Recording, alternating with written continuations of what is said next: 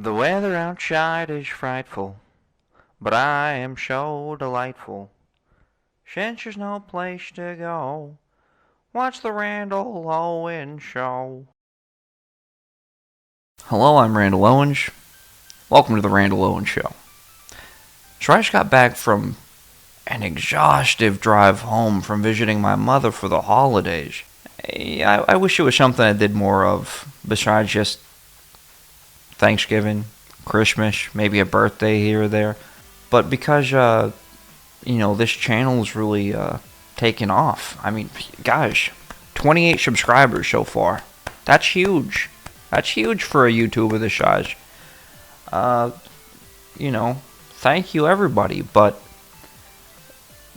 because of my focus on this channel, I've sort of like neglected some important things. But so yeah, because of my focus on the channel, I didn't get her a gift.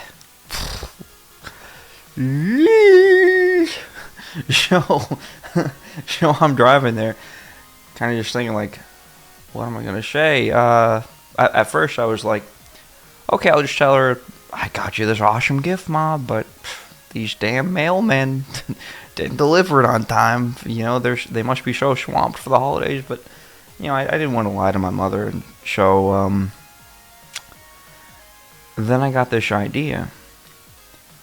What if I could give her a gift? Something that she could use for the rest of her life. This lady, she's 65 years old.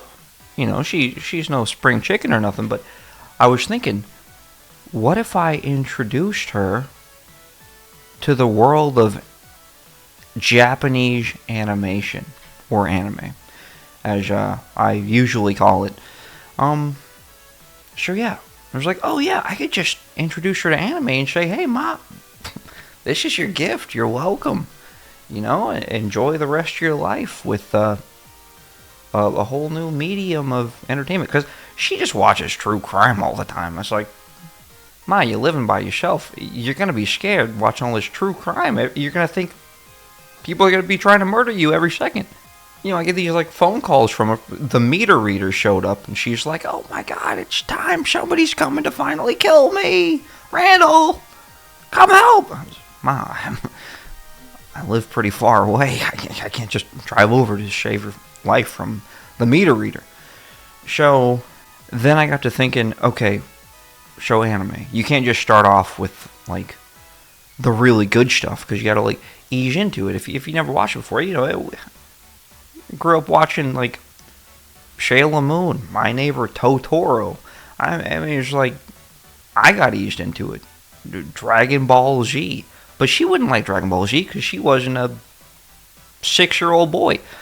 And so like I sort of like started combing through in my mind like, what's the best way to start an anime? Do you start with the cream of the crop, or do you start with like something kind of mid-level? But then I didn't want to discourage her because, what if we like watch something that's like really not that great, but I think it's good entry-level stuff, and then she just like writes off the entire medium? It's like, what are you gonna say? You don't like music because you heard Cannibal Corpse or something?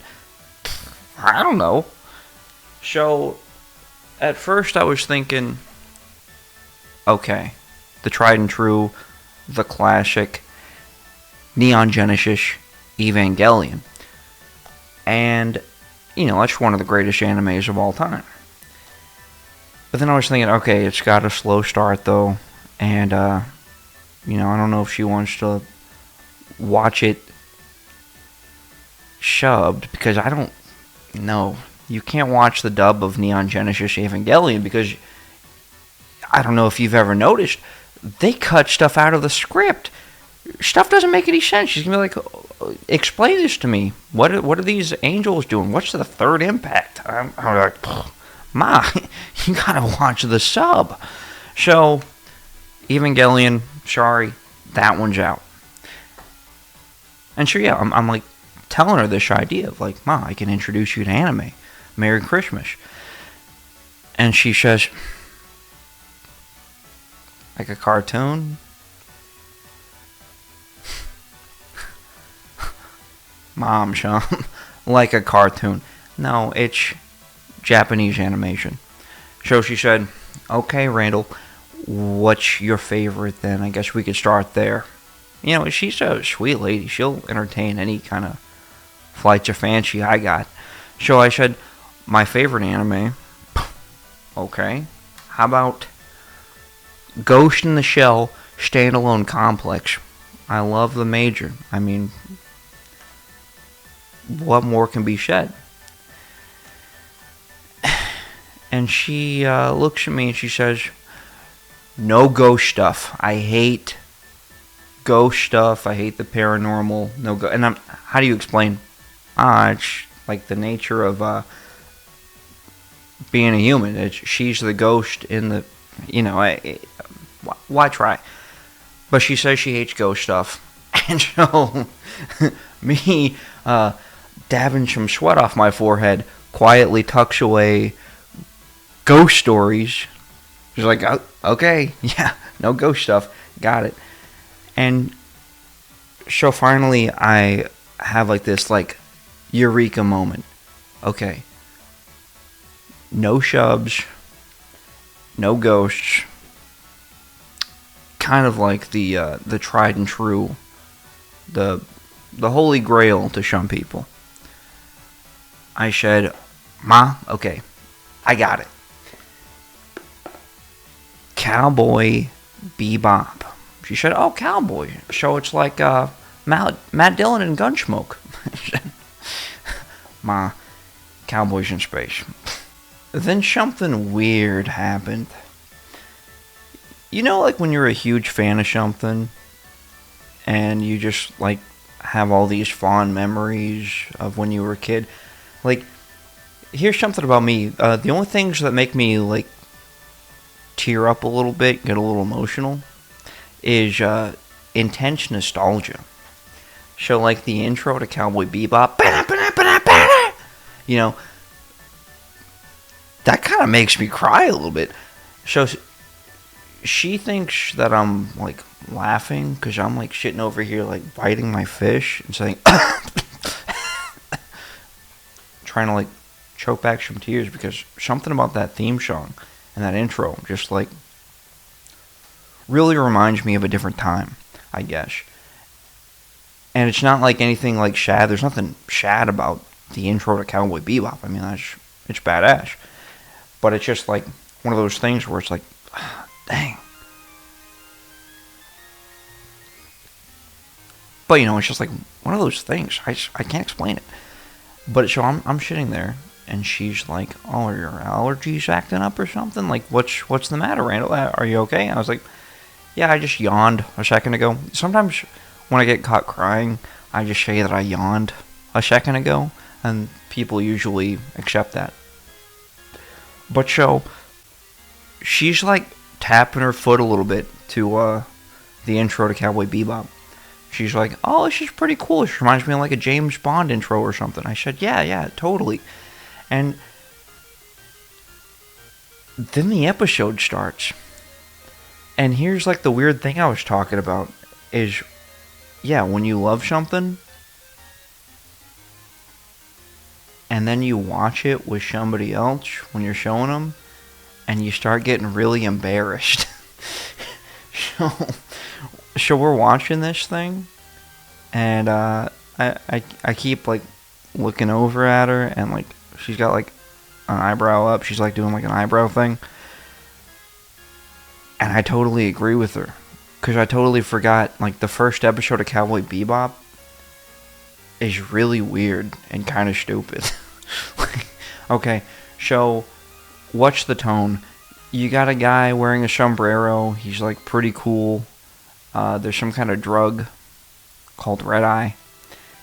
And so, okay, he's a bounty hunter. That's cool. But then, like, weird stuff happens. She has, like, a run-in with this, with the guy that he's bounty hunting. And, like, this guy's he's using the Red Eye drug. And he, like, starts throwing up in the bathroom. And the protagonist, Spike Spiegel, he says, you know, leave the water running in the sink so you don't clog up the drain.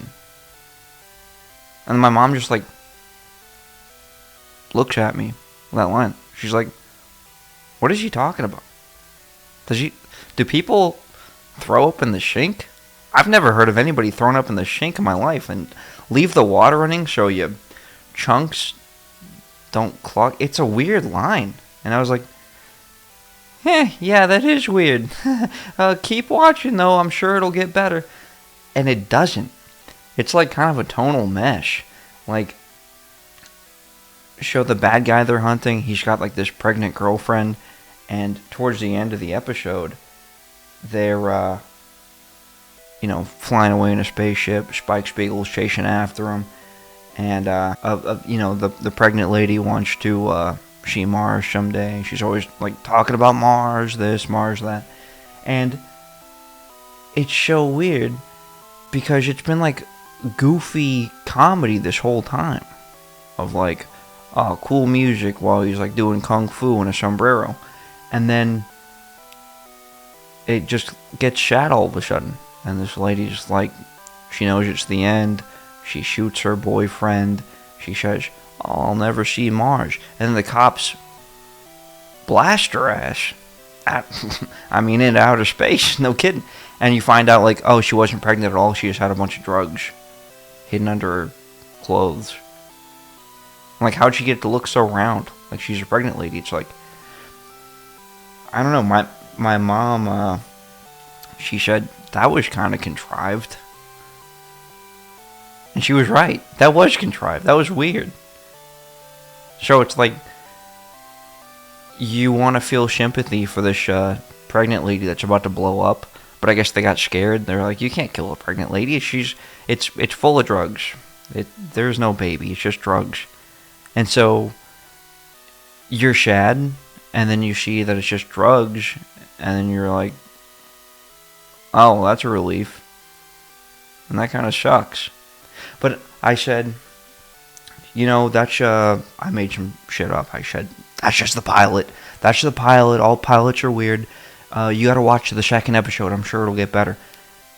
And when I'm talking about, like, the tone being all over the place, the second episode is just full-on comedy about a dog.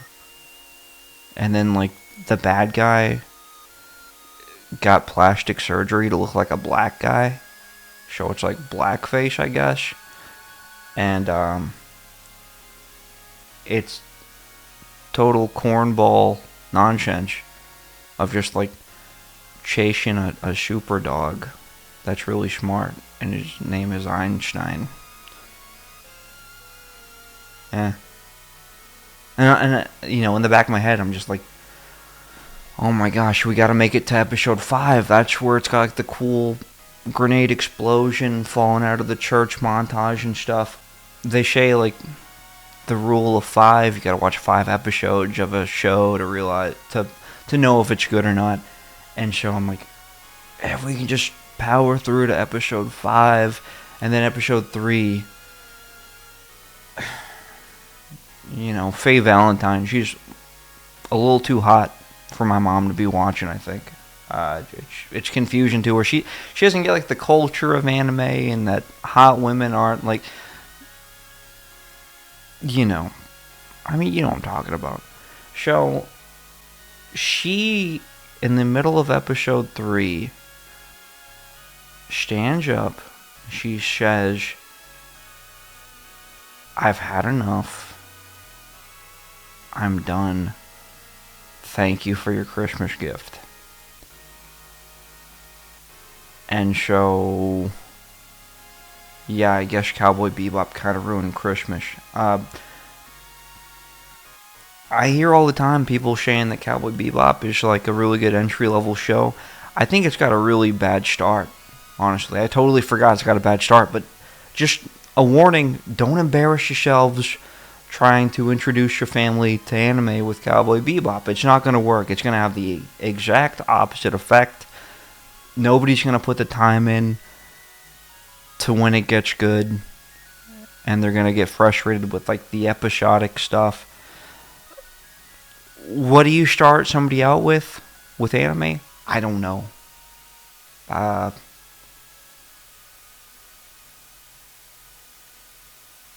I guess Studio Ghibli. I should have just watched Studio Ghibli.